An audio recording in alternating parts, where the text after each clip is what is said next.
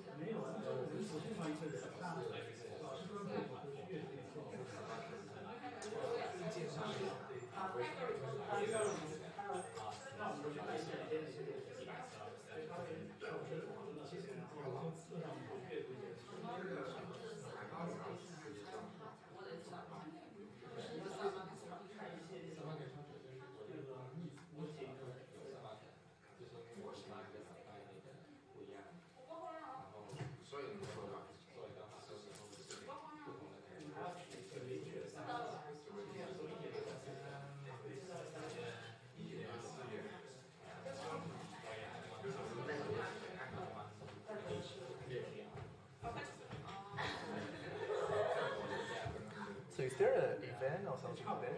No, there's lots of assignments. Huh? Oh, so everyone is working on time. From what? So I should have just do the recording so everyone The guys are allowed to be deducted 5%. Oh, that's a good idea. Yes. Maybe I should just circulate. Maybe I should just circulate. Now just do a sign up. Tendency. We're going to do a vote.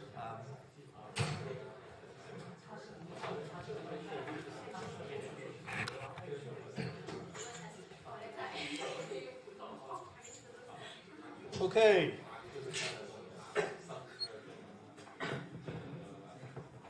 Right. So I was told there's a lot of assignments due to, this week, and the main contributors is one of the main contributors is my assignment one. So I can't blame too much for but very quite appreciate for those who attend. So I assume you guys already almost finished your assignments? Nope. And I better be quick. All right. You see, our initial plan for this week is agricultural land, rural land valuation. But we have a bit of a logistic issue, so we have to postpone the agricultural land until week 11. But we have a very good speaker to talk about rural land valuation. So instead, I will sort of bring my topic 1 week early. So my topic here for this week is brownfield land and brownfield valuation. So an alternative name of it is contaminated land and its valuation. I think one of the purposes for doing brownfield or contaminated land valuation is for, first, we wanted to know value discounts, right? Because we know that there's a contamination, so there's perhaps a negative impact to the property value.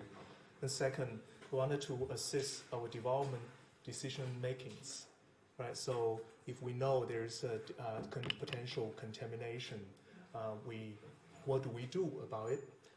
What kind of decision, how much sort of potential sort of additional funds should be allocated to mitigate, to deal with the contaminations. We still want to build high quality buildings. We want it to be sold at high price, a reasonable price, to maximize our profits. But we know that there is a sort of a negative impact, potentially from what we call contaminations or other sorts of impacts. Right. So today, the main aspects I want to focus on, including these four elements. They probably come at. I try to sort of introduce each of them in sequence, by sequence. But sometimes I may jump a little bit. So the first part, I try to introduce, so what do we mean by brownfield and contaminated sites? I'm trying to give an overview of the brownfield markets. So, if this subject is about specialized properties, then brownfield or contaminated land valuation is one of the specialties. It's one of the areas requires expertise to deal with. Right. It's quite similar to retail, similar to aged care, similar to land subdivisions and hotels and whatever, that we will be covering later on. Part of the differentiations of contaminated land or brownfields with some other commercial sort of a specialty areas is that it is subject to heavy legislation, regulations, and government interventions. Right? So it's probably similar to, say, the aged care sectors. If you remember Marcus Wilson's sort of lecture on retirement village and aged care. So if you remember, those intensive care system is actually heavily governed by regulations, a lot of government ownership. And also a lot of licensees requires to deal with. So to contaminated sites, sometimes it affects health, sometimes affects people's psychological sort of perspectives as well. So those things naturally sort of triggers a lot of sort of government concerns and also regulations. And then I will quickly sort of brush through a bit of valuation matters in dealing with brownfields. Today's tutorial will involve a relative a simple examples of brownfield valuation from Melbourne. And then I will sort of have a bit of a discussion. As I said, a lot of existing lands may have existing or potential contamination impacts. So for us, say for developers or for investors, there is a concern in it. So we wanted to look at it from risk and also from financial decisions perspectives. So I'll probably give you a few examples on that.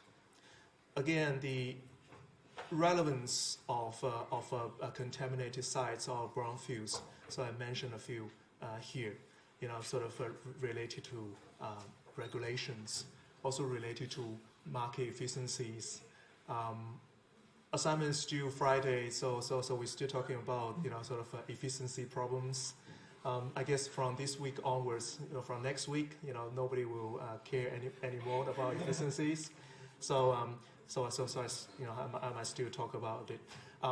But anyway, brownfield market or contaminated site market, it's actually from a market perspective, it's highly inefficient, mainly due to information problems, right? So obviously, as human beings, we try to keep the bad secrets for ourselves, right?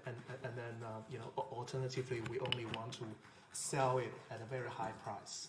So that's the value of privacy, especially bad privacies. We deal with the concept of contaminations, right? So what are contaminants, and what are their potential effects, and what is the cost of dealing with or understanding of contaminations? Probably some of you might heard, say from if you're taking some say urban planning or construction surveying types of subjects, you might heard this term willingness to pay. So I would say a bit more on this, the use of this concept in dealing with what we call a contingent valuation, especially dealing with these blurred or uncertain markets, right? So for markets that we know very little of information circulations, so what we do is we actually ask people, to review what they think and how they value, right? What value they put to the specific contaminations and something like that. So let's move into what do we mean by brownfield sites, right? So there is a definition here. It's a formerly industrial or commercial sites prevented from attaining its highest and best use as a result of perceived or actual environmental contaminations. This definition is probably quite general, but quite clear, right? But just be aware, for highest and best use, even for non-contaminated, for clean sites, we may not be able to achieve this highest and best use. It actually depends on those a number of factors. It probably depends on, to a certain extent, depends on the efficiency of that specific markets. So just don't be sort of confused by this term. It's not just brownfield sites, contaminated sites that is sort of to a certain extent being prevented from attaining the highest and best use. Typical sites, even for example shopping center sites, for subdivisions, you may not be able to achieve the highest and best use. It would depend on how much effort, and also depends on other external factors to be able to achieve the highest best use. An alternative way to look at brownfield sites, right? It's a meaning. It's from what's it called, a Brownfields Revitalization and Environmental Restoration Act. So it's from one of the American laws. It means real property, the expansion, redevelopment, or reuse of which may be complicated by the presence or potential presence of hazardous substance, pollutant, or contaminant. So this is a more official sort of definition of brownfield sites. And Australia and New Zealand sort of standards, also valuation standards, also have a specific section talking about brownfields. Right. So if you're interested, a library hosts those copies of API manuals, valuation manuals, so you'll be able to find it. I think one of the version is 2008, so there could be newer versions. I think I'm probably a bit out of date about the later versions. So this is the concept, right? So if you have any questions you want to raise, just feel free to stop me and we can discuss a bit. So we know that if you look at Melbourne, right? So there are various types of sites of existing uses, there's cleaner sites, or there's browner sites, or there's heavily contaminated sites.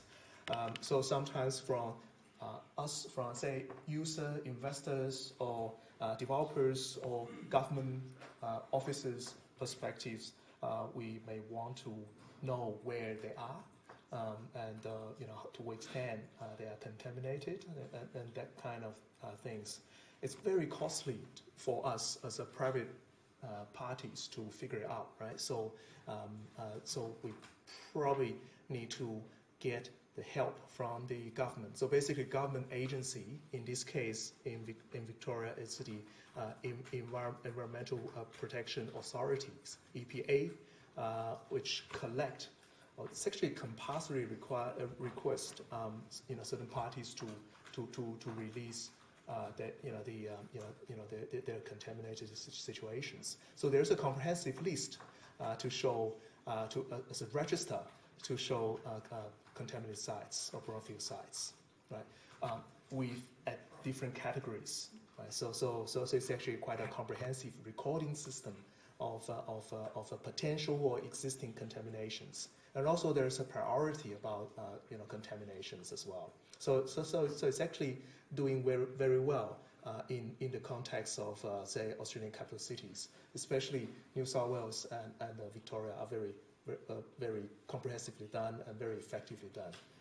Slightly less than the US practice, but it's pretty impressive in dealing with these hidden informations and circulated back to the market for investment and development decision makings. So here is an example of the priority site register. So this is one of the categories, right? Priority sites.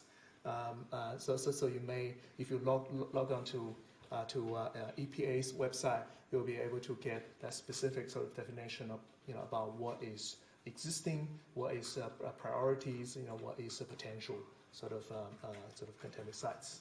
So for example, you see here, obviously they have a description of the issues. So for example, this one's a former industrial site, this one's a railway yard, right? So it is related to formerly being used for industrial purposes. Obviously, there are light industrial purposes. For example, warehousing, must be very light in terms of potential contaminations. But if you're doing manufacturing, you're dealing with chemical materials. If you're dealing with radioactive materials, then obviously the potential of contamination will be much greater. So this sort of information set will be very very useful. So what I get here is only it's just a little part of the whole list.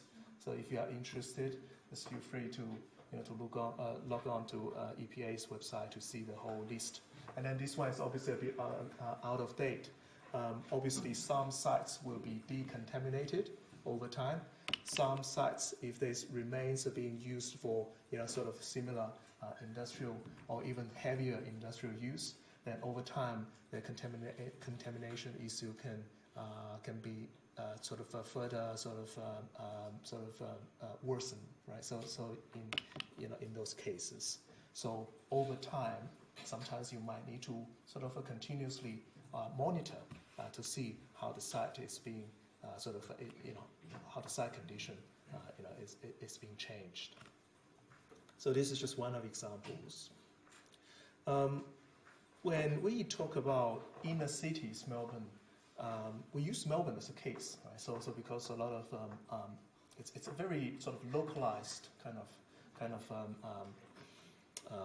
concern, right? So it's very difficult to for us to discuss something in Germany, for something, or in Singapore or something. We don't have that much information. As I said, information is very precious for brownfield developments. We have some certain areas which you and me at some stage are very sort of confident about their conditions. But if you look at Melbourne's Dockland areas or Fisherman's Bend areas or South Bank areas, they are all formal industrial areas, right? So it's not just what we call something very what we call the industry heritage, right? So it sounds very, very, very, very nice, but also there's to various extent contamination or environmental impacts, right, in those areas. But over decades, I think Docklands is already been transformed, right, quite dramatically, very, very, very substantially. So now it's a relatively mature residential and semi-office sort of commercial mix sort of suburb or areas, which you may consider it form part of the CBD, or you consider as a separate sort of unique part of the inner cities. South Bank is also being transformed, probably a few times, and being a very, very attractive spot in the cities. There is also power station site, which is also sort of near the Southern Cross area, Southern Cross Station, and there's also the formal defence site, which is quite large, which is probably more difficult to deal with, So I guess the secrecy is probably not just about contamination. It could be some defense matters as well. So I don't know. And there's also number 5 is a large site that was for a formal paper factories. So basically it involves chemical sort of materials over relatively intensively for many years. So when the site is being redeveloped, I think it's currently being rebuilt. Being developed into residential suburbs. I mean, the potential contaminations or environmental impacts becoming more apparent. So I think one of the final year sort of students is currently doing a survey, about the community sort of a perception about these potential contaminations from these residential developments on this sort of MCOR site. So I will show you its location a bit. Fisherman's Bend, right? It's a very nice location, very ambitious, from the government perspective, and I guess even one of our faculty, engineering sort of faculty, is part of it. Is actually moving there as well, but I think there is environmental sort of concerns there as well, and a Barclay Street at Brunswick. So you see here is it's a map of their relative locations. Pretty much within the inner cities, it's actually covering fairly large areas. I guess the important question is how to convert them into its current use. We may call it highest and best use, hopefully, and with the least amount of cost to to deal with, to make it competitive as compared to developing other sites that does not have those industry heritage concerns. So that is what we mean by a bit of overview of inner city areas. So I won't cover these outer cities or middle ring areas in this introduction. So let's focus a little bit more on contamination itself, right? So because in the end, what makes us worry or uncertain or sort of unhappy, it's actually about that contaminations, right? So we need to get a bit more specific about it. So contamination, a contaminated site, right? So it's a site which has a substance occurred at concentrations So you need to make this convincing case that it is actually sort of concentrate enough to to affect the property's value. And where assessment indicates it poses or is likely to pose an immediate or long-term hazard to human health, right, or the environments.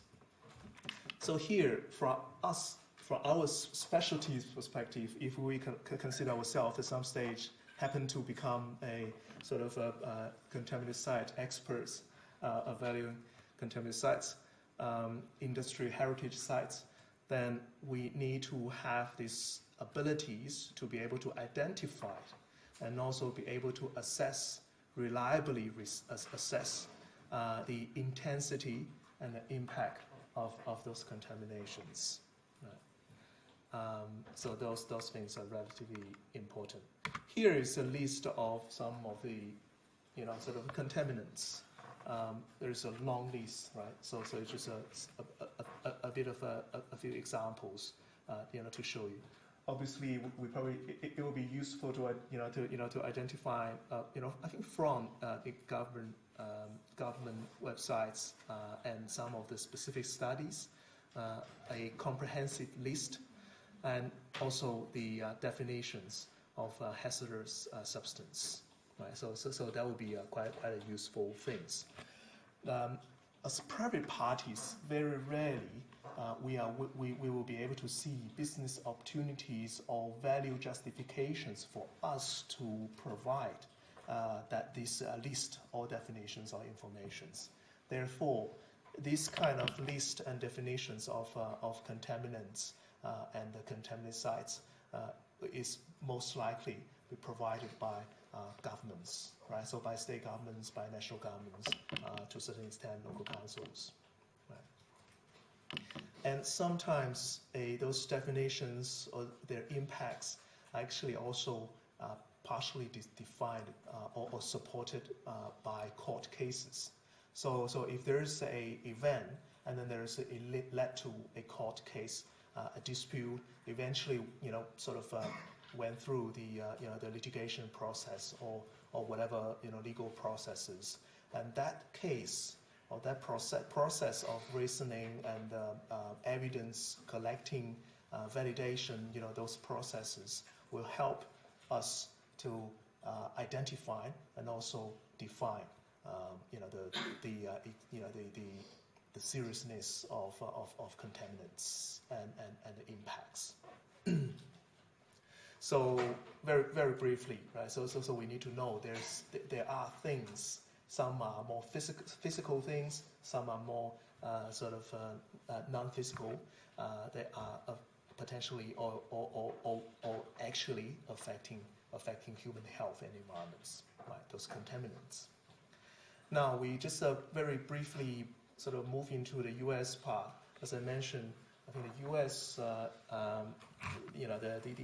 American sort of a practice is it's relatively, probably the leading edge. The one of the triggering event was in the 70s. So there was this major sort of leakage of hazardous substance, which actually lead to major health issues affecting newborn babies and things, and other aspects. So seriously sort of impacting our human health. So that catastrophic event led to formal legislations, probably start by formal inquiries and later on, sort of a major national legislations and also state legislations. So the U.S. Environmental Protection Agency was then also formed. And then what we call the Superfund law was also established. What we call Superfund is not superannuation fund, right? So it's not retirement fund.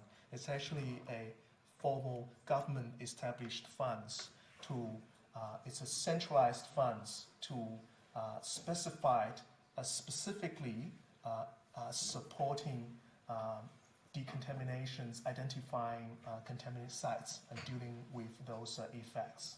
So it's actually a centralized mechanisms and formalized mechanisms to deal with the contamination problems and the complexity of liabilities, in those cases. So its formal name is the Comprehensive Environmental Response Compensation and Liability Act 1983.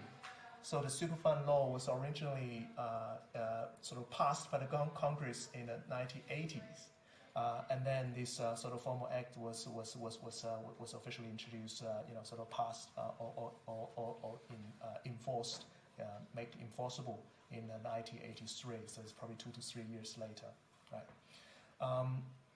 It deals with the liability for remediating contaminations. Right?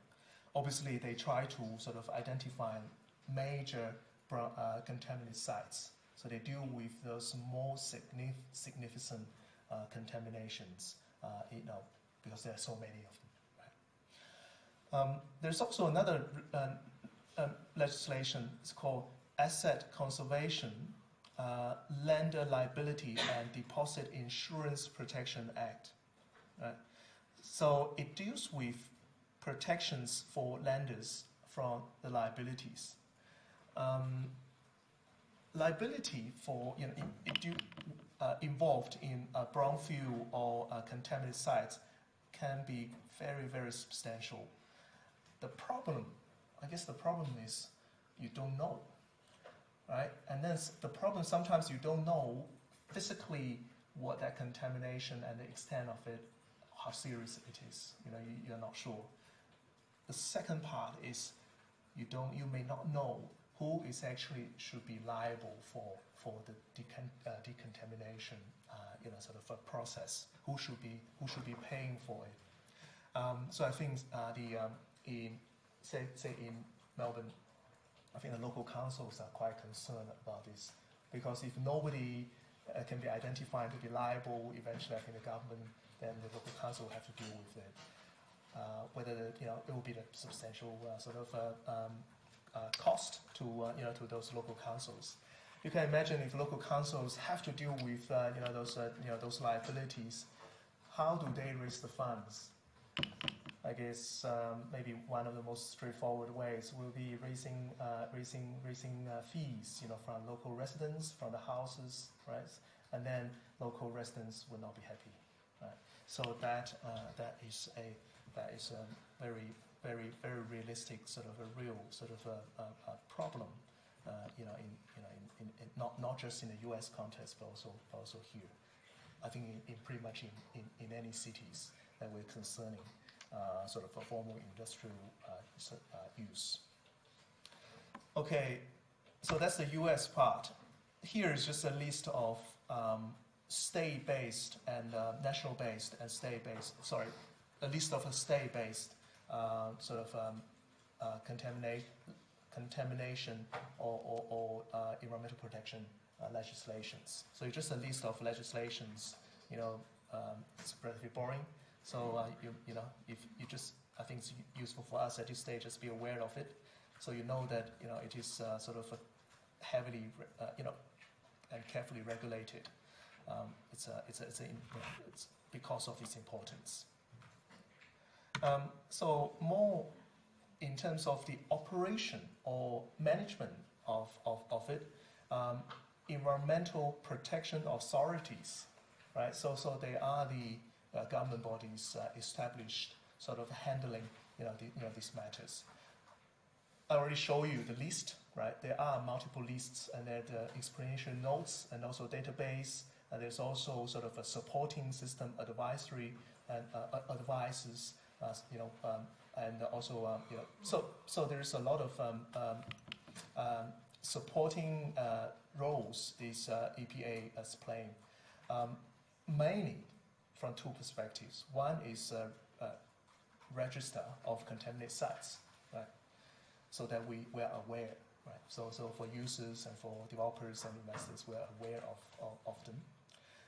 So there's a bit of sort of developing various comprehensive lists and also potentially contaminated sites and also priority sites. The list I show you as an example at earlier in one of the earliest licenses.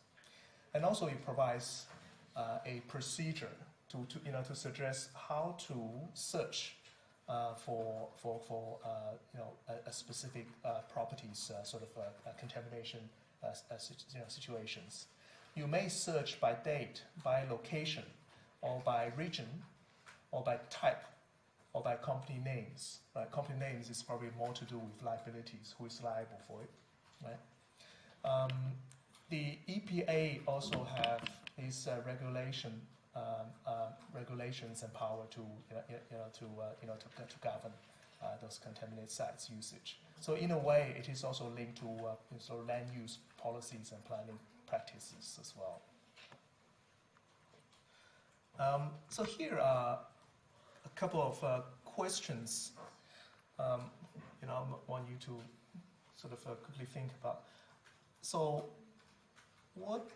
why does my site appear on the EPA list? Right. So one day, we are supposed to, at some stage, we're supposed to become experts, right, in properties, developments, investments, or whatever. But there are the majority of the residents, homeowners, or property owners. They may not have a similar training as us. So from time to time, they might realize, that their property is subject to an EPA listing, or sometimes they might realize they are subject to a sort of heritage overlay or compulsory acquisition, whatever. So, if I am an owner of the site, the owner of a site that appears on the EPA list, I guess think about what should I do? Any thoughts?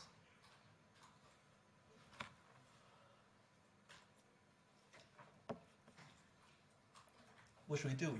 You are the owner. You must be worried. So what will you do? Do you just go out and say, nobody, don't, this, can't believe it.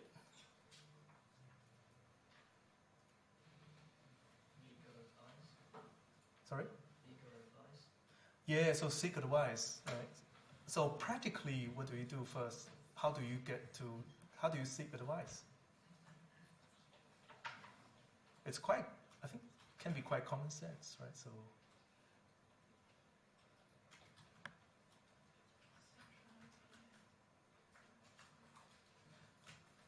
Okay, so if you are the owner, right, that means that you are more likely to be subject to some negative impact if there is a contamination issues, right? You are not a potential purchaser, so you are the existing owner, so you are naturally the liability holder of a lot of things, right?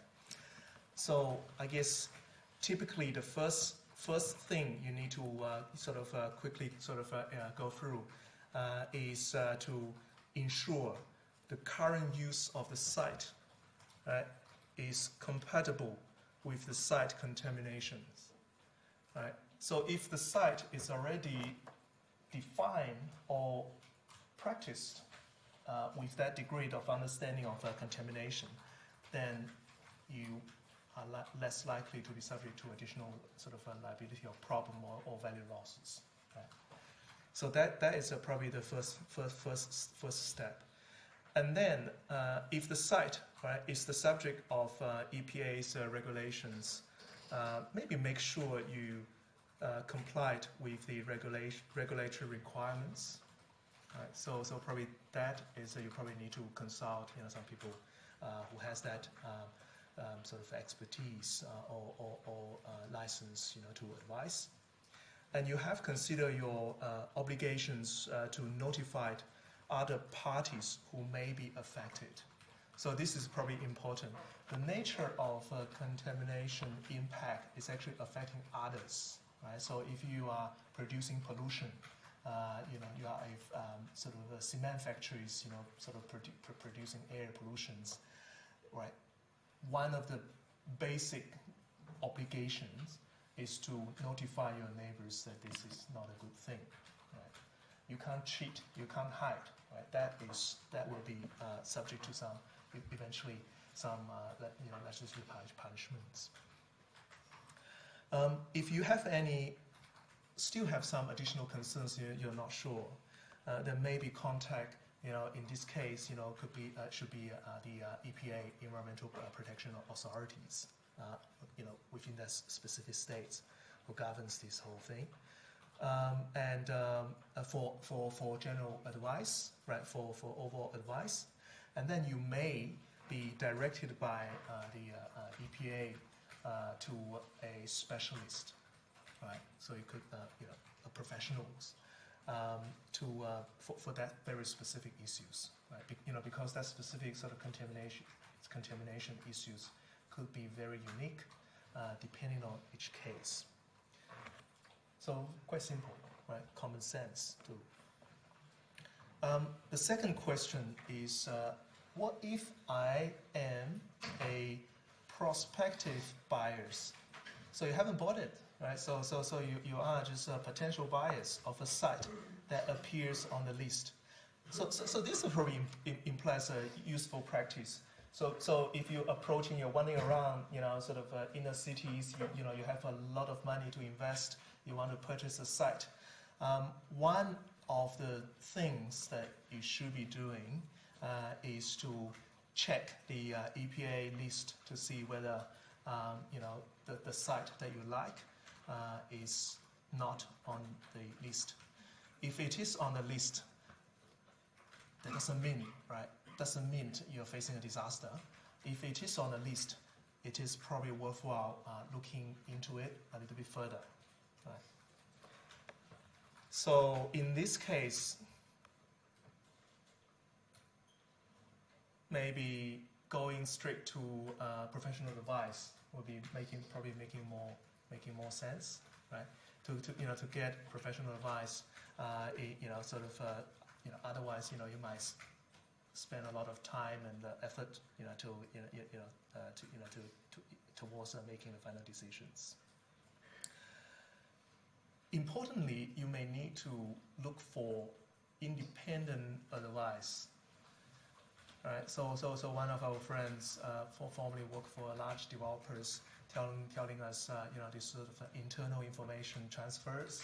Obviously, the soil engineers is hired by not as an independent person, and obviously it's a supporting, and sort of streamlining the testing and reporting processes. So the critical information is actually sort of being bypassed. So getting independent expert advice is probably important from a potential investor's perspective. Obviously, that information needs to be double-checked, with the EPA standards and also EPA policies and related policies. And site contamination as a legacy, right, of past site uses, right, is relatively common in reality. Especially in cities with hundreds of years of histories, right? So especially in this case, I guess perhaps less for some other cities. Maybe I assume it's probably relatively speaking less for, say, Brisbane, but for Melbourne, right? It is traditionally from far back from its start. It is quite industry oriented, so there's a lot of accumulations. So it's not uncommon things. So if the contamination on the site, right, is properly remediated or managed, it may not affect the property site value too substantially, right? Because it is common and it is well managed. It is well governed, so it may not be the major issues. Again, the biggest problem or potential risk is actually these uncertainties. We don't know, and then we find it difficult to identify that information with a high degree of reliability, then that is more difficult for us. We need to put our investigations as potential buyers in that specific context, right? So if we're looking at the Dockland areas, we probably need to put our evaluation of potential contaminations in that specific context. That is quite important, right? Going through, look carefully, you probably realize, the Dockland areas, many part of it is actually, it's probably, relatively speaking, it may not be as serious as compared to some other sites, right? So that sort of judgments is actually context dependent, depending on different contexts. So your discussion with experts should be revolve around that specific local context, to come up with a more reliable decision to aid your investment decisions. Now, we did a short study some years ago. So we basically sort of map out a framework, a regulatory framework in relation to brownfields and contaminations, right? So this is probably might be useful if you're dealing with a similar situations. If you want to have a relatively comprehensive sort of understanding of the interconnections and the hierarchies of dealing with sort of related issues, brownfield related issues. So I won't go into too much details. You can probably go through it by yourselves. So from this point on, I start move into the specific sort of costings and benefits and liabilities of brownfields and the contaminations. If we're making development decisions, obviously we're doing cost and benefit sort of analysis and evaluations. So we have to make those decisions. If there is contamination, one thing is we don't involve. Alternatively, we put up more resources to decontaminate, to remediate. So those things, it's becoming part of the sunk cost in your development processes. If we become the legal owner of the site, then we will inherit its potential sort of legal liabilities, right? So that's the pain of legal ownership, right? So we own something, but we also inherit the risk involved in that specific property, real estate assets or land assets. We need to deal, for example, with insurance, right? So if we become the owner of that specific property. We need to deal with the maintenance of the facilities in relation to that property as well. We need to think about the investigation and measurement of that specific sort of potential existing contaminations. Some of the investigation processes, some of the measurement processes can be quite tedious, time and resource intensive. We also need to, for some cases, right? So we did a study later on. We'll mention it a bit more later on. But to deal with social media, obviously, right? So it's a double-edged sword. So if you successfully handled a contamination issue to make good, for example, a formal, very bad reputation types of location or sites, you make it a very nice revitalize it into a nice park, or into something that bring amenities into the local community. You build up your reputations, right? I think some of the large developers, I think Evelyn will agree. Probably A.B. Jennings, Lendlease, they actually did quite well to build up a lot of reputations, from those exercises. But if you don't, The media publicities, can easily sort of damage your brand, also damage your future sort of marketing power as well, and so that could be quite substantial. So we call it social sensitivity issues in here. For large developers, investors, reputation is relatively a lot more important. I will focus on stigma a bit because in evaluation exercise, we need to think about that components to give it a price or percentage, right? In the later slides, I will discuss stigma more specifically. We also need to deal with those uncertainties, right? So what do we think is likely to negatively affect the site value through,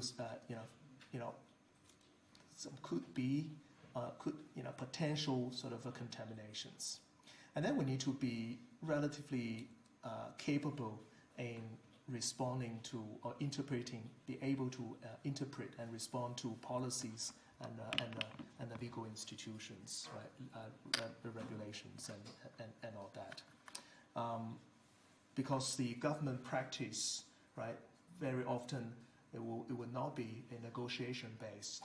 The government would be sort of compliant based or punishment based, evidence based, right? So there's with that it probably requires you, if you are private parties, to be more sort of perhaps more proactive, right, or more capable, in dealing with those matters, instead of passively dealing with these potential or perceived contaminations or social sensitivity issues.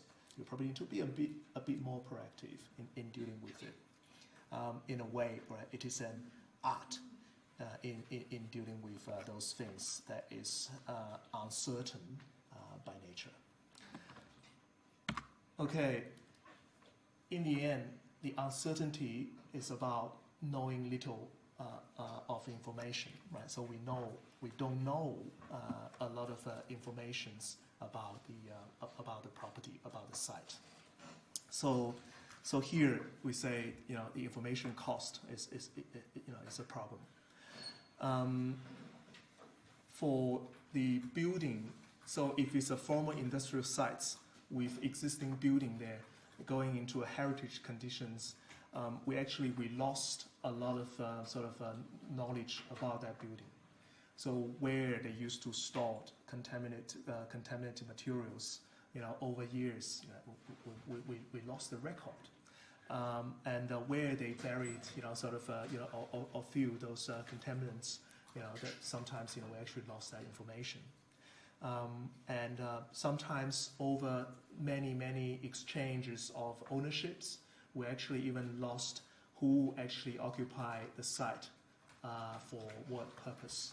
Right? So sometimes you only know your previous owners, but maybe your previous owner used the site for pretty much a harmless way, but maybe the previous owner is actually used it as a heavy contaminated purpose without at that time maybe the government regulations were not in place.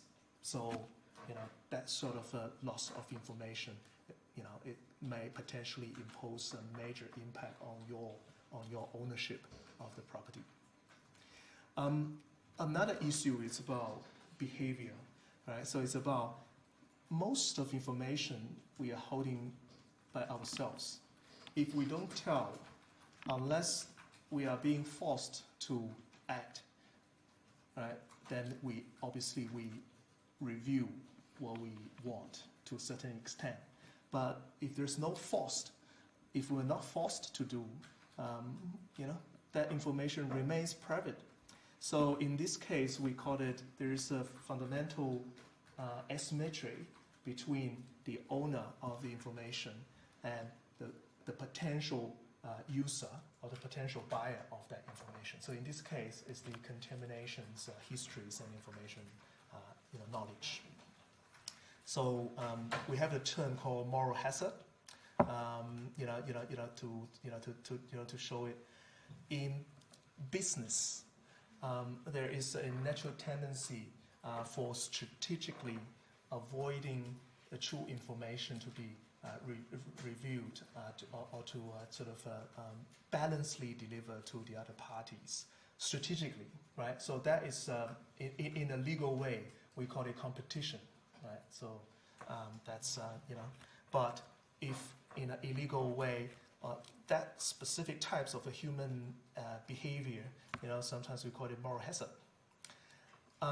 Another way of looking at it, if I am just an agent working for you, who is the owner of the site, on behalf of you, right, in dealing with a potential buyers, me as the agent is, relatively speaking, is probably less motivated to be as truthful as you as the owner when communicating with the potential buyers. So this is what we mean by agency problem. Right? I am just the agent of you who is the actual sort of holder of the asset, who is the actual owner and the beneficiary of the asset. So I'm just getting a fee, right? So I don't have to be as keen and as as realistic or whatever to as compared to you, as the owner. So that is the agency problems. Obviously, in reality, if you look at major corporations, for those CEOs or major sort of managing directors, they are the agents of the corporations. So how to make them less subject to agency problems? They are being paid very highly, right? And obviously there's as well as also include external sort of auditing as well. So that is also a problem for brownfield problems. Another matter is regulations and industry standards. It is more sort of carefully set for brownfield practice and exercises, especially those relatively severe sort of contamination and pollutions matters.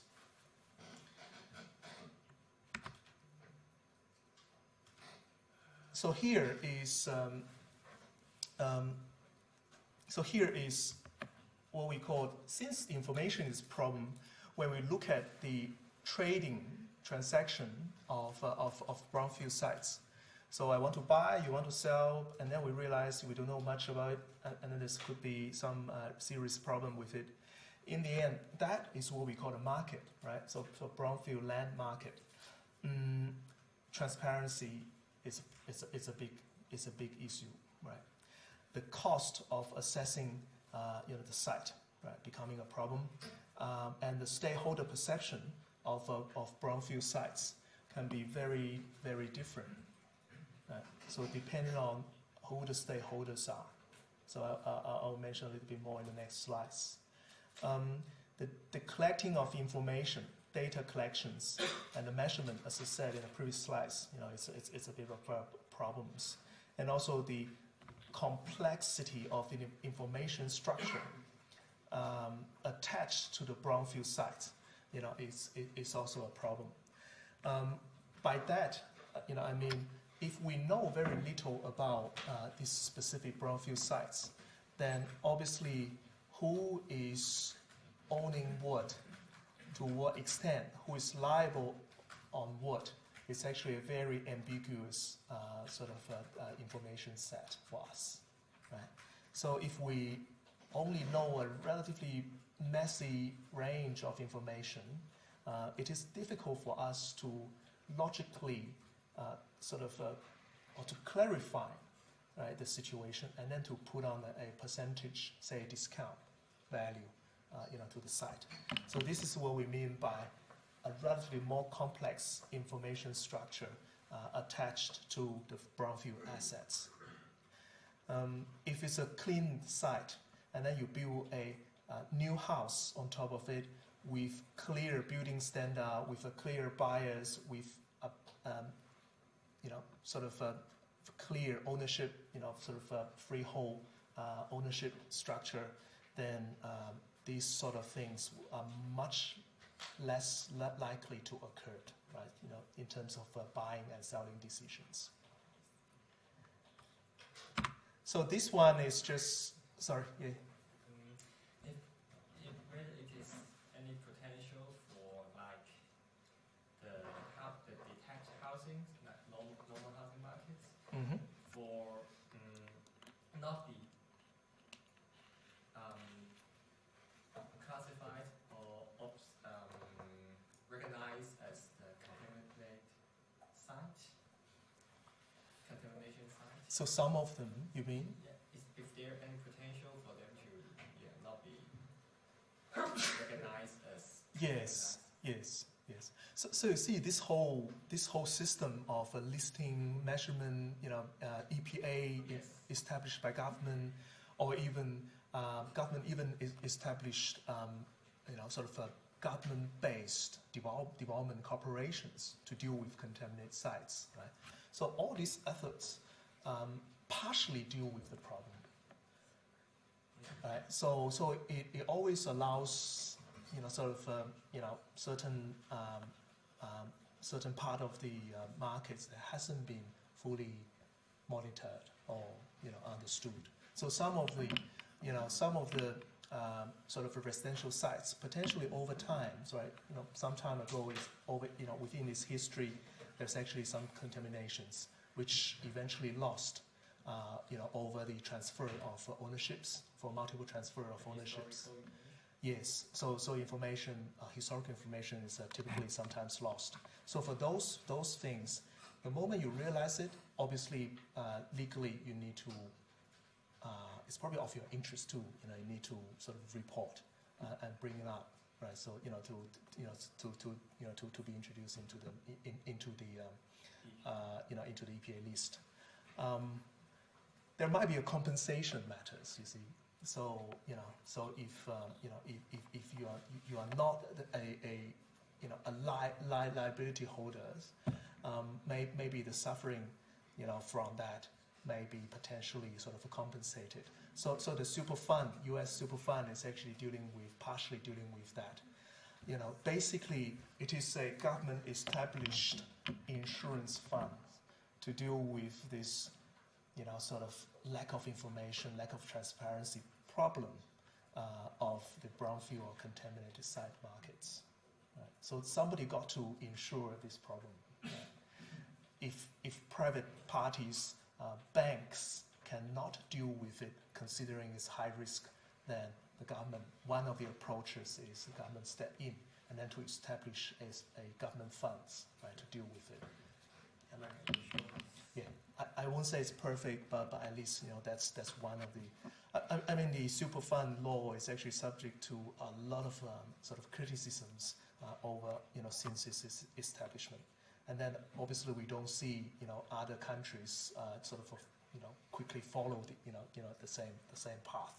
So there must be some sort of imperfections in its practice. Okay. So now I mentioned about stigma. So stigma is a loss in property value beyond the clean-up cost of the contamination. What does that mean? So it suggests that it actually suggests give you a way to distinguish remediation cost and stigma cost. Right? So that specific cost that, based on your judgment, cannot be remediated, right, through your investment or whatever, maybe considered as identified as stigma. Right? So that definition is actually useful, for this purpose. Stigma is fundamentally psychological. So it is, we try to bring up a few behavioral characteristics to support, to develop our understanding about these terms. Right? So it could be a contagion, which means it's a close sort of interactions, right, with the source of the hazard. It is permanent. That is the painful things, right? So if you believe there is a ghost, right, operating in that house, it's very hard for you to one day, right, so quickly within the foreseeable future, you turn the other way, you believe there is a God there, right? So it's actually it's in a way it's permanent, right, mentally. It does not decay over time. Well, some of them are probably developing into some mental problems, mental issues, right? Some consequences. Stigma, one of its characteristics is also related to it's insensitive to dose. So it is insensitive to quantity, right? So it is really yes or no things for many of them. You have or you don't, that sort of thing. The source of contagions is actually unknown. That's probably you might understood, right? So if you think about that psychological fear of something, sometimes you really seriously don't know where it comes from. The subjects tends to medicalize the risk. So that is also interesting. So if you really, really, really hate that specific place, and then you become less, to a certain extent, you become a bit abnormal, right, in reacting to that belief. Then sometimes they think you have mental problem. They probably send you to psychological clinics, right? So that is, in court, if you're trying to justify the negative impact of some pollutions, noise, and all that, you typically, trying to argue for it's negatively affecting your mental states, right, affecting your mental comfort, right, or your physical health. So it's related to medical conditions. Right. So that are some of the characteristics describing stigma. So here is, we talk about how do we, very briefly, we won't get into details in those analyses. It's, we can't for these subjects. It's just, in terms of risk, if it's uncertain, then naturally we are dealing with probabilities. So its analytical methods are most likely are very, very commonly in relation to those probabilistic approaches, right? So at least a few here, but don't worry too much about them. But just don't worry too much about them in terms of your exams, right? But be careful about it, for your future practice. So here, one of the common sort of approaches to brownfield risks and a brownfield site, contaminated site markets is to consider to develop a decision, what we call the decision models. In terms of measuring, right, at the what we call the disutility preference of brownfields, because we have what we call behavior bias. So this is what we call the a commonly known term is called loss aversion. So I will give you an example there. So we are trying to deal with that probability matrix in order to establish some expected sort of returns of the site, in the future returns estimations. Sometimes we use techniques to, identify its specific locations and those locations interconnections. So we use a geographical information system. We use mapping to establish the spatial correlations, matters. So in terms of the first thing, in terms of the behavior bias, what we call the loss aversions, right? It's relatively simple. So it's basically suggesting that we are relatively more sensitive about those negative things, right? And then we are relatively smooth and less sensitive about those positive things. So in a way, loss aversion is basically refers to our tendency to prefer avoiding losses to acquire equivalent gains. So it is better to not lose certain amount of money, for example, $100, than to gain the same amount of money. Right? So that's why you see, here, your gain is actually more sort of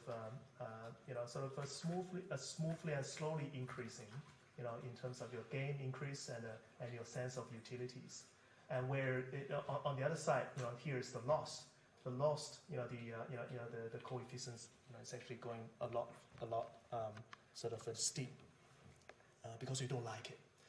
So that is what we call each of us do have a bit of bias in terms of gain and loss aspects. Okay, so here is an example. It's dealing with the second thing. How do we typically want to map out, those contaminated sites, and we also wanted to establish their interconnections. So here is an example of a number of landfill sites in Melbourne, Greater Melbourne areas, and it's based on a study about a bad news, right? So obviously some of the sites eventually, some event happens. Actually, could be a leakage of gas, or there could be leakage of substance. Obviously, one of the concern is that it's that specific event will affect nearby houses, right? Because people feel physically sort of attached to that location, and therefore the negative impact on house price, for example. But people may also be affected by that specific negative news. So if we heard about a bad news happening in a specific location, but if we're living in other places, but also close to something similar, we actually bring in additional awareness to us, right? So that could be another way of reducing house price in not physically related locations because of the transfer of negative news of some contaminations. So I think for that's probably the message I wanted to bring. There is a actual impact of potential negative impact on nearby residents, typically measured by house price deduction. But there's also a sort of a non-spatial impact through the transfer of information through public media, through news, to change people's belief in other parts of the city or of different countries. Alex? So you mentioned about house values. So it's the same thing, and potentially landfills bringing down house prices or whatever it is around them. Yeah, could you also you see, the same thing with development? Yeah, so for development sites, right? So I think I actually mentioned a little bit early, before you arrive. From developers' perspective, how to deal with that contaminated site is actually sometimes very critical. If you successfully turn it a amenity into a positive externalities, and then it actually brings higher reputations. And then that thing, everyone knows, rubbish has to be dumped to a certain place. So if you deal with it nicely, it actually generates positive social trust. And then your nearby, the property, the new houses you build, or even for second-hand markets, the price can potentially increase. But if you deal with it, carefully, actually, and then it become a major attack on your future business, reputations.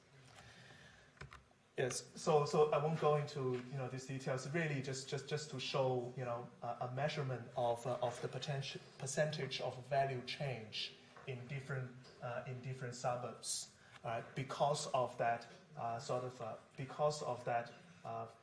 physical approximation, and also because of those news transfers of contaminations. You can see the effect is actually mixed. So some of them is actually negative, some of them positive. That probably means that we didn't do a very good job, in coming up with a very clear answer. Or alternatively, to defend ourselves, maybe there's no absolute answer for it. Different.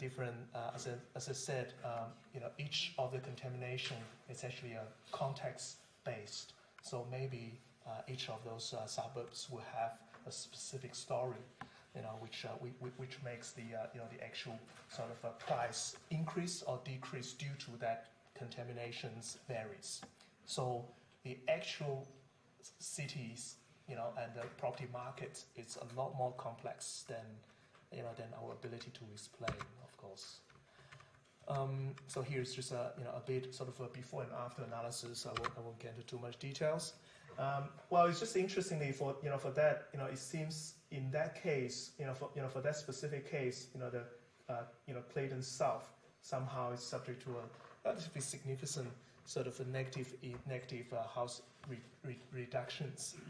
But even that, we can't say that it is purely due to that non-spatial impact of contamination leakage, right?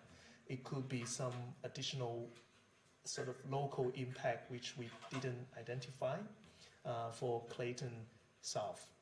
But relative to all the other suburbs, cases that we chose, Clayton South is probably more likely to be subject to that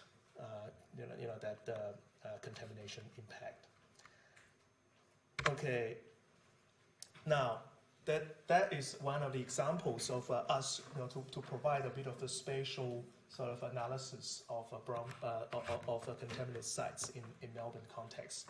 Now we move into how do we deal with the major aspects of valuations, right? So I'll just relatively quickly sort of go through the key things.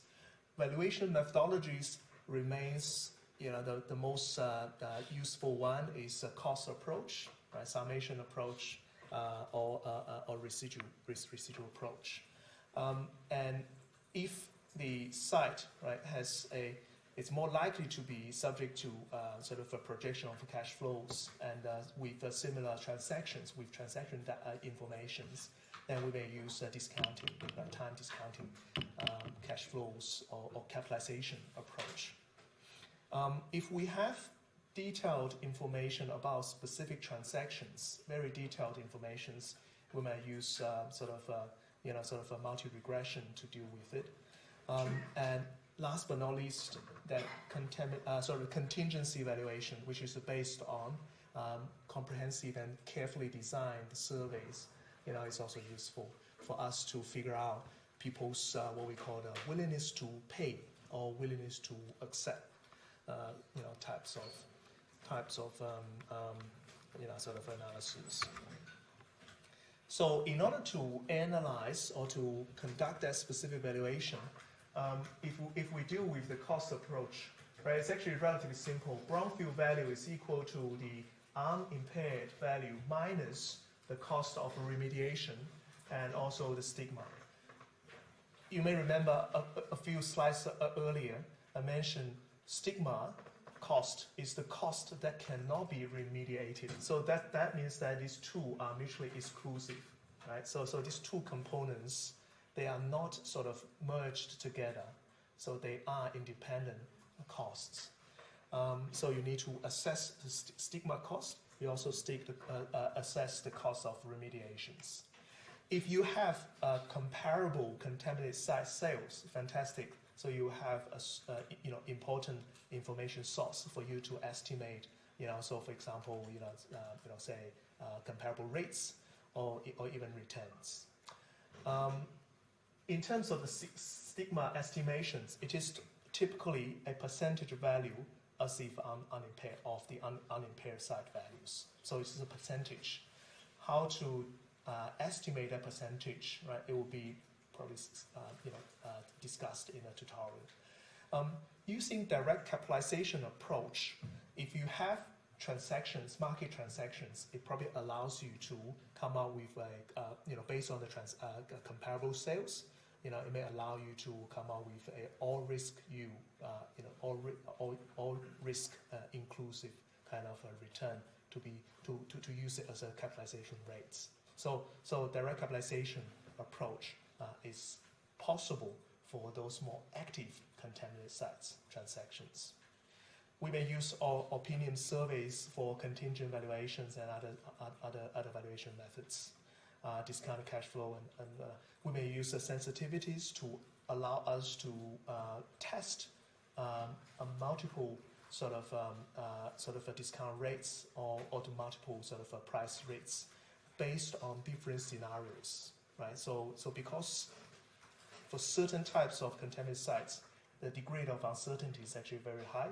So if we're subject to relatively high uncertainty, it is probably better to allow more than one scenarios, right? For us to consider. And then obviously the hypothetical development situations if we're dealing with the actual development projects and actual development projects. Now it's just we quickly go through what contingent valuation comprising. So contingent valuation is based on the direct elicitation of this passive use value, what we call passive use value, from individuals through the use of carefully designed and administered sampled surveys. So it is actually a survey approach. It is not. It is different from the non-spatial analysis, that map thing that I showed you just now. So it is not based on transaction data. It's based on opinion survey. But it is it needs to be very specifically designed and experimented. The useful thing of it, right, is in many cases, because our opinions shifts over time, and in many cases, our mental beliefs, is actually not as stable as we will hope to.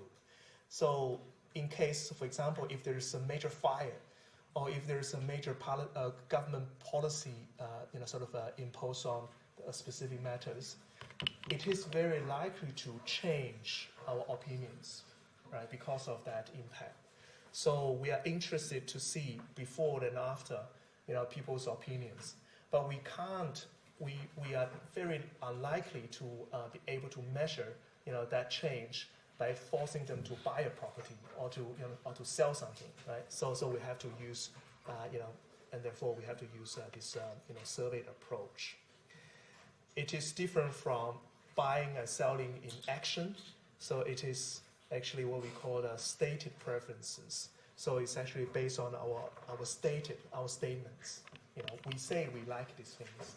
Well, obviously we may not, right? But obviously through carefully designed, procedures, we may be able to identify the most most realistic opinions and most truthful opinions.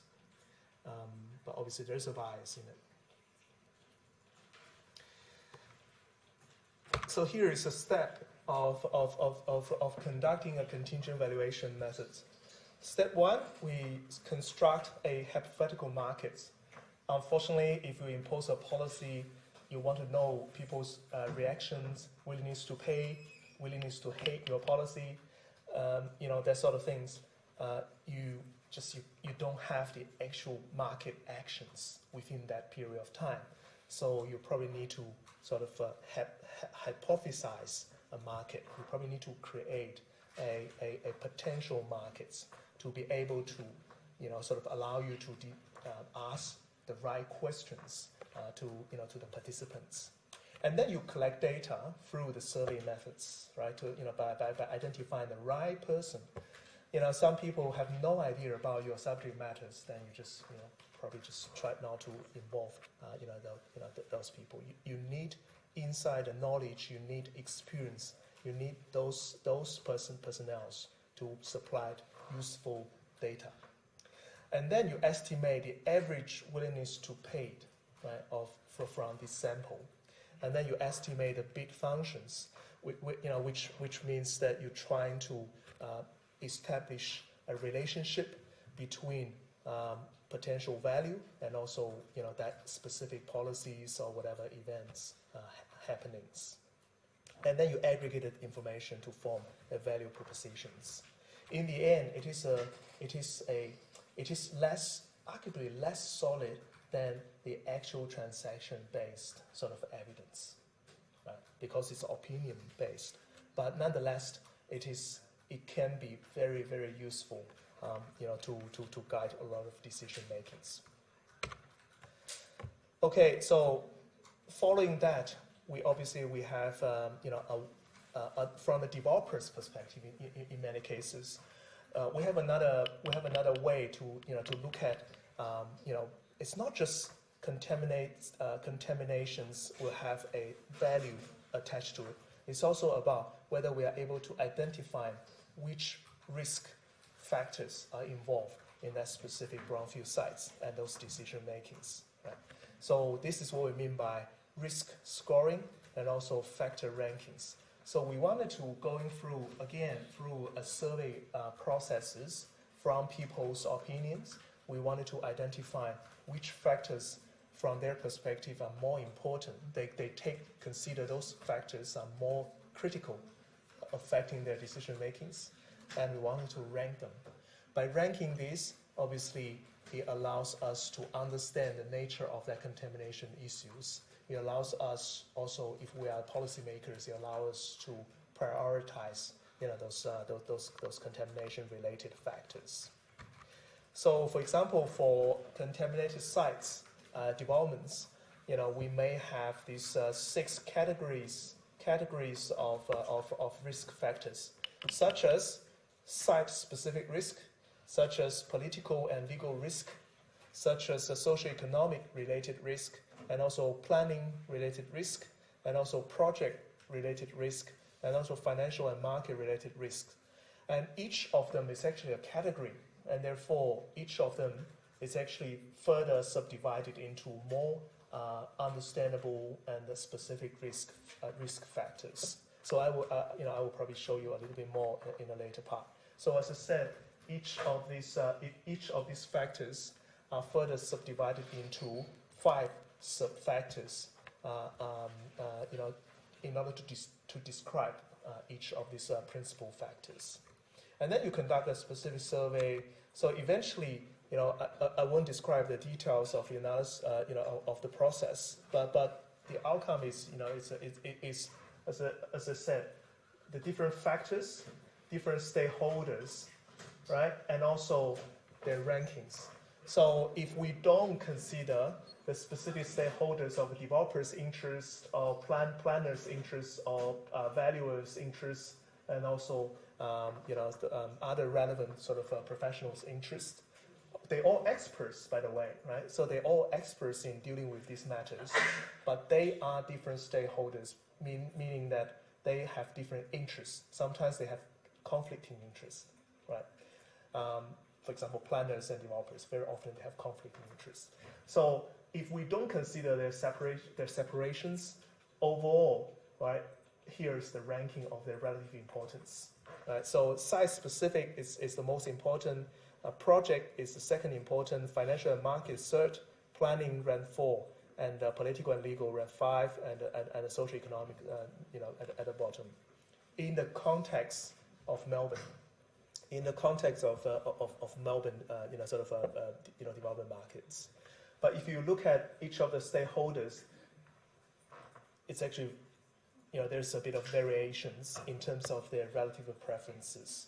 For example, for developers, the financial and market risk is actually ranked number 1. That is actually consistent with the developer's interest, right? For planners, it looks like the site specific, right, is a ranking number 1, and planning sort of policies, and the practices are ranking number 2, but very similar. That is, relatively speaking, it's also a matter. Obviously, as local sort of planning authorities, dealing with contaminant issues, they need to be quite knowledgeable and specific about the sites, right? And also they need to be relatively quite sort of very specific about regulations and those control mechanisms. So this is a way of subdividing. If we look into more detailed factors affecting a brownfield development decisions, again, these are the 6 principal factors, but we also identify those sub-factors ranking, which I guess the number 1 ranking sub-factors overall for brownfield development is actually associated environmental conditions. So overall speaking, the whole group, irrespective, sort of clustering together, those stakeholders, developers, planners, valuers, and others. As the whole, they consider associated environmental condition is the most highly ranked factor, biggest concern of them. Number 3 concern is actually cost overrun, as a whole group. And very, probably relatively speaking, less concern, number 21, rank number 21 is accessibility to transportations. So as a whole group, they consider, they put it relatively, in terms of risk factors, relatively lower at the overall list. So overall, there are 30 factors, right? So this factor is ranking number 21, and the negative externality is ranking number 18th. Again, it's a bringing in some. So this one is a more sort of a comprehensive a list of factors, but obviously sort of a separating by stakeholders, right? Listing. If you look into it, you probably realize the details would be quite different. For developers, planners, valuers, and others, the other relevant parties. I think we involved quantity surveyor, architects, and so on. Right. So this is just an example of another way of looking at how to deal with this complex sort of a decision problem of contaminated sites. Obviously, we still haven't resolved the problem, but it is a one step further to get to allow us to know better about the subject property. Now, we move into this a bit of a historical comparison of these 2 investment options, right? But this is a UK case. The UK is a lot older than Australia, right? So for example, if it's London, it's a lot older city than Melbourne. So there's much more historical heritage, historical sites, right? So one of the questions from investors or fund managers or policymakers, developers is, do we do infill land redevelopments? Do we do, say, we know there's a former industrial heritage or whatever, do we do those types of developments versus we do greenfield, we do less contaminated, or those relatively certain sites, right? In the short term, from a private investment returns perspective, it is a relatively clear, right? So the urban redevelopment areas return is lower than the overall average. So the overall average is probably including those cleaner sites, or probably clearly defined, relatively comfortable to develop those sites. As you go along, over 3, 5, or 10 years, you probably realize the gap between the two is kind of shrinking. It's reducing. So this brings in this possibility of in the longer term, brownfield sites redevelopment has its investment value. At least it's attractive alternative to compared to clean sites developments, especially under these land controls, in terms of the supply of clean sites, and also especially related to the relatively superior location of brownfield sites and formal industrial sites in very old cities, right? I think one of the reasons for us to mention the inner city brownfield sites is really we're talking about their good locations, right? Docklands, Fisherman's Bend, and power station sites. Those areas, even anchor sites. They are well located within the city. Initially, they were not, but over 100 years later, they become well located, and therefore their potential investment value is, in the very long term, they are increasing, right? So the question is actually how much cost we're dealing with. I will just very briefly, just mention a few a few thoughts based on that investment alternatives, considerations. Much of our discussion in other subjects, we go into pure investment evaluations or development appraisals, feasibility studies. But if we put ourselves into this facing contaminated sites, right? So how do we deal with it? If we're dealing with existing buildings, but they are obsolete already, we are considering alternative uses. We need to deal with demolition. We need to take ownership back.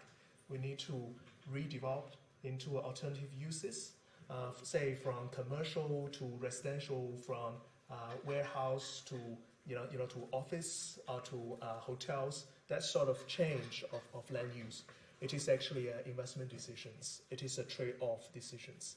So the first thing we probably this previous discussion probably let us, at least I'm hoping it will put us in that specific perspectives on say land redevelopment or urban renewal. It's possible to be a attractive investment options.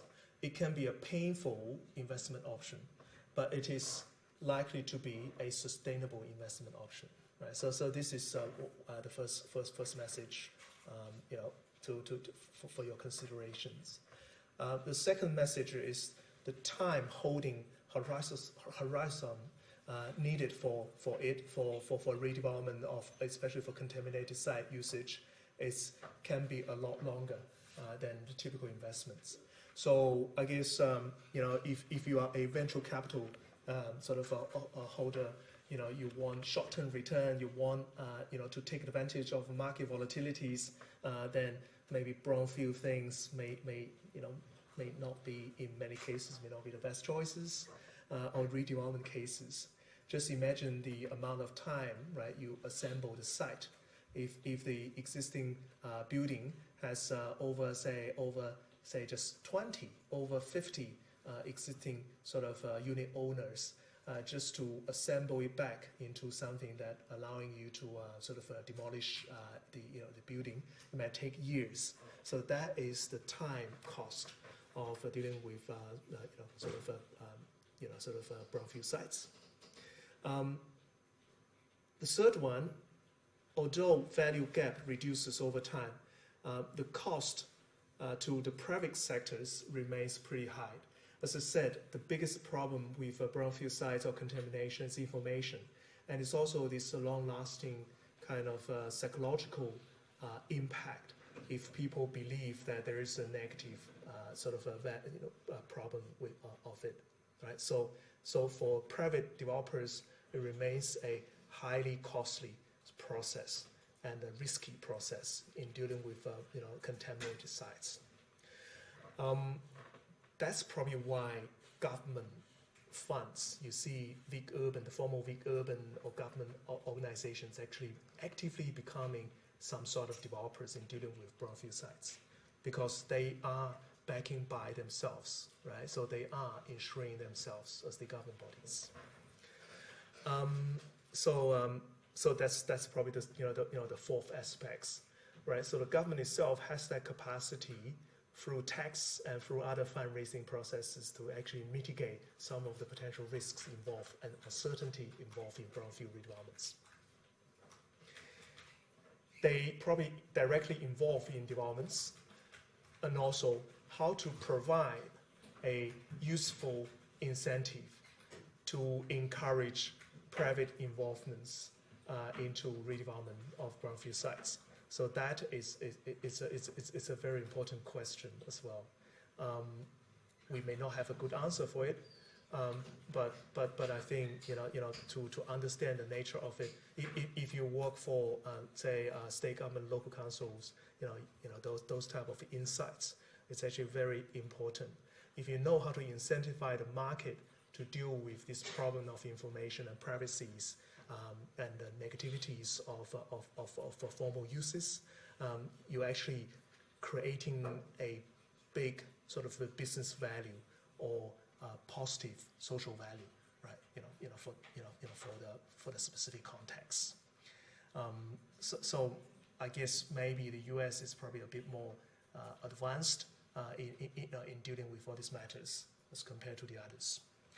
Right. So that's pretty much what we're trying to say. We probably have say 10 minutes break, and then we'll come back for the relatively simple valuation exercise.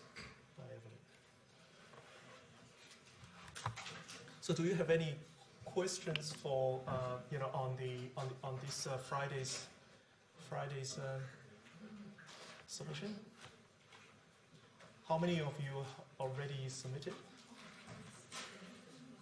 I think you deserve some awards. Yeah, so if you have any questions, feel free to approach me to can have a quick chat.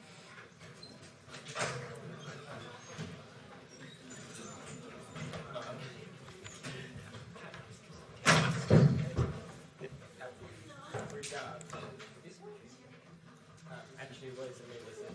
Well, it's a multi-regression model. What Multi-regression. Well, so it's based on transaction data. So it has to be individual residential properties transactions. comparative styles?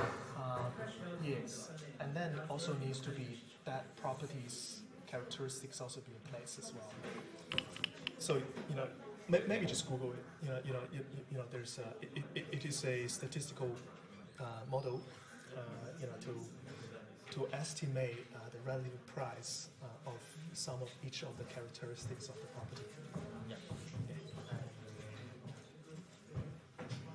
And after done the sensitivity analysis, Yeah. then how to Well, you back see, to the sensitivity analysis is really, how sensitive, obviously you may create a few scenarios, right? Sure. And then you want to see under each scenarios, the outcome, what the outcome is likely to be. Yeah. That process itself helps your decision makings. So you know your upper limit, you know the lower limit. Yeah. Or sometimes it is being given those possibilities, those scenarios are being given by by some external parties. Yeah. Then you would roughly know the actual impacts. Sometimes it leads to further assumptions. So it does not go straight to the number. you may need to make a decision. For example, through those scenarios, come out with say 8% to 12% difference. You probably need to make a subjective judgment of what percentage actually being used for your case. And Right? then to adjust Yeah, for your features adjust. Yeah. to calculate. Yeah. Or just adjust for the price. Right. Yeah, thank you. For the essay, Yeah. is it like should we doing like literature review? So we just like read about Well, it is an essay, so literature review, it's just basically either way you need to do it, right? So you say you need to read it, you need to identify some relevant papers, going through it, get better understanding about those key terms, and then how you write it, how you put it in, into that specific essay. It may not be presented as a literature review. oh, because like we cannot give our own opinion, right? If it's a literature. I want you to give opinion. Oh, really? Yes. So I want if you read that I think the first marking criteria, right? So we are looking for a well argued. Yeah. So we are looking for interesting arguments, which is also well argued, well supported. So it's not a general sort of description of what efficiency is. It's not just that. Right? It's not just that. It's and then we have these submarkets. We have this specialty party. Blah blah blah. You need a point. You need to make a point. You need to develop when you're writing a report, you don't need an argument. You're just telling facts. Example, market efficiency, I just define my market efficiency. And after I just state out if the market is efficient, is it the market given? Like That remains at a general level, right? But if you're trying to argue that efficiency matter in a specific context, then potentially will become an argument. Because of my essay, I'm gonna do like focus on one efficiency. Because like if you like, should we focus on like 3 of them, or should I just pick out one of Yeah, them? it's really there's no right or wrong answer, right? It is obviously there is a very clear marking criteria. You know the distribution of marks, so you don't want to miss any of them, right? Yeah. But overall, when you put everything together to form an essay, the reader, it's actually not me, right? It's an external person. When he's reading it, he will get excited, if you have a strong and interesting point. Yeah, because I'm focusing on a lot of efficiency. Yeah. But then like I don't know how to relate to my case. Like I don't really like how to form the argument for the Yeah, probably that's not the most straightforward part. That's probably that's the challenging, that's the distinction. I think it would distinguish you from sort of H1 and H2A. Right? Yeah. So if you do a very nice sort of layout of everything, you probably get H2A, H2B, right? That's fine. But yeah, which is fine. But if you come out with, in the end, essay, is about idea. Yeah. Like for the efficiency that I just like okay, but then I focus on shopping center. Yeah. So shopping center submarket have like neighborhood, or should I just talk about the 50? Is shopping center a submarket or neighborhood shopping center a submarket? Either way, they're both submarkets at different levels, Oh, right? Yeah. If you think about retail is pretty much everything. And then under retail, they have local shops, department stores, shopping centers. yeah, that's what I mean. And then under shopping centers, they have different types of shopping centers. Right? And so basically, submarket has submarkets within it. Oh, because I want to talk about just neighborhood Yeah, shopping centers. yeah. So is it Yeah, so that itself is a arguably a unique sort of class of shopping center. Obviously, it's different from regional shopping centers and local shops. So yeah. So do I still talk about retail? Because like, you know, like it's a hierarchy. Then like, if I talk about just shopping mall, it's under retail. So It is under retail. So should I talk about retail as well? there's no round wrong. You know, you are by speaking about shopping centers, you're basically discussing retail activities. So you are. But if you want to focus on certain aspects of retail behaviors or retail activities, I just want to focus on the neighborhood shopping center yeah, behavior, the characteristics, Yeah. and their behavior, the buyer and seller behavior, yeah. also LLPB. I think one question is, I would, I would just imagine, it's actually, say, compared to, compare between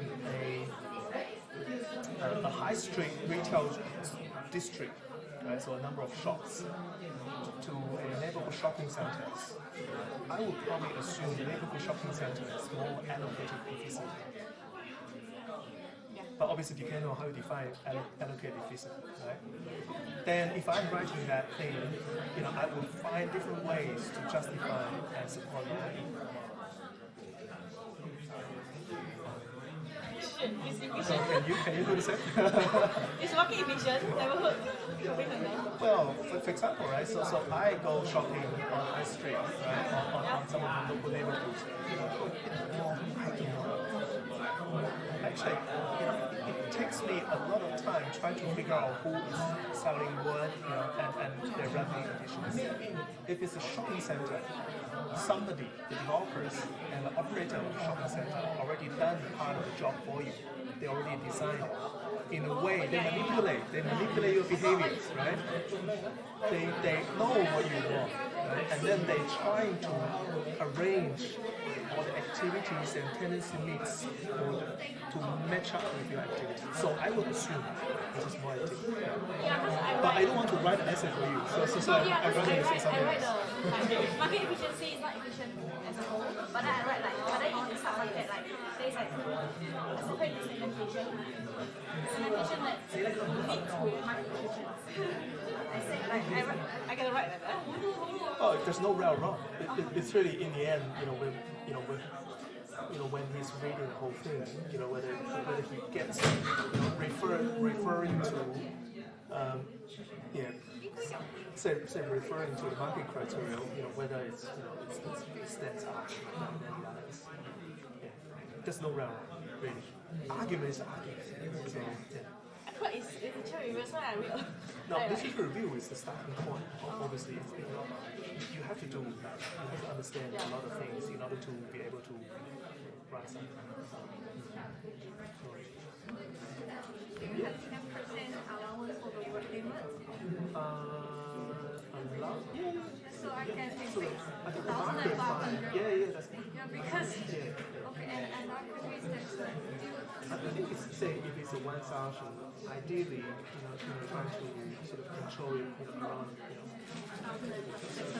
consumption. If it's a one session, maybe consumption 1,500. 1,500.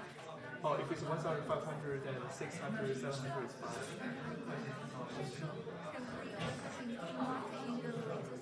It's up to you. Yeah, it's up to you. I'm trying to do a healthcare facility, but trying to compare That's your approach. so I can just can my argument Yeah, you're fine. like that the residential recalculation is more efficient than the other one because of Ideally, what efficient? because I have actually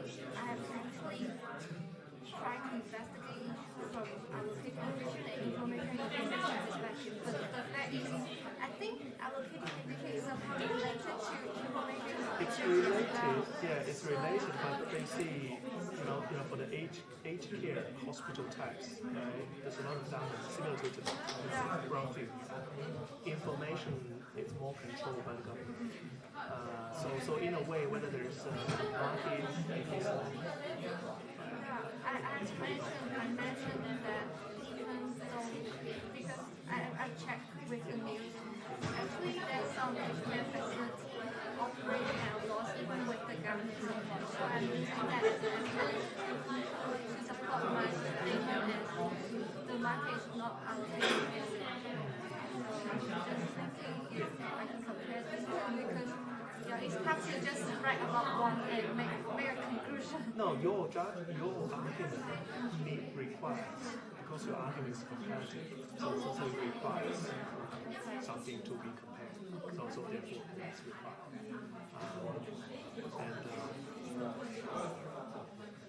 So just imagine